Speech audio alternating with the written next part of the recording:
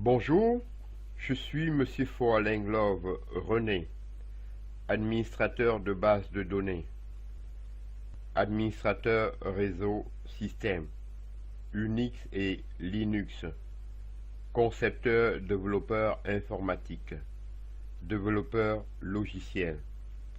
Aujourd'hui, dans le cadre de la continuité du cours sur les réseaux, nous allons étudier la structure de réseau hybride. Une structure de réseau hybride est un mélange de différentes structures de réseau. Par exemple, du réseau étendu WAN. Le WAN est un exemple de réseau hybride très répandu. Les WAN relient généralement plusieurs réseaux qui reposent très souvent sur des structures différentes. Une entreprise peut par exemple utiliser une structure en étoile dans un bureau et une structure en bus dans un autre bureau. Ces réseaux individuels peuvent être ensuite connectés par micro-ondes ou satellite pour constituer un réseau hybride de dimension internationale.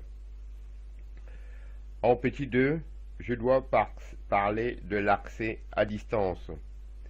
Pour créer un réseau hybride, deux réseaux de structures différentes peuvent être connectés par l'intermédiaire d'un modem et d'une ligne téléphonique.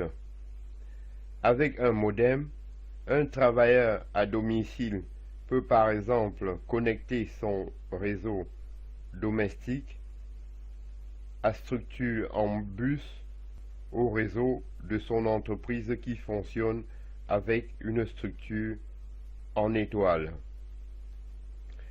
En troisième maintenant, je dois parler de l'installation. Un réseau hybride est généralement créé pour répondre à une augmentation du trafic sur un réseau existant déjà.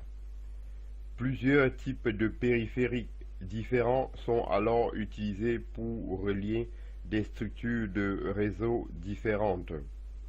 L'installation d'un réseau hybride peut être difficile à réaliser dans la mesure où tous ces périphériques doivent être configurés individuellement pour permettre aux différentes structures de fonctionner. Dans un petit cadre, je parle de la maintenance et de l'administration. Les réseaux hybrides utilisent différentes technologies.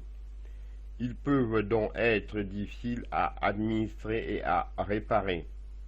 Quand une erreur se produit sur un réseau hybride, il est parfois très difficile de localiser la source du problème.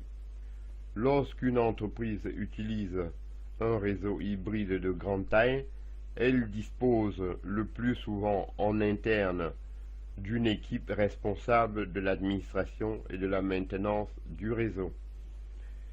En dernier, je dois parler du coût des réseaux hybrides.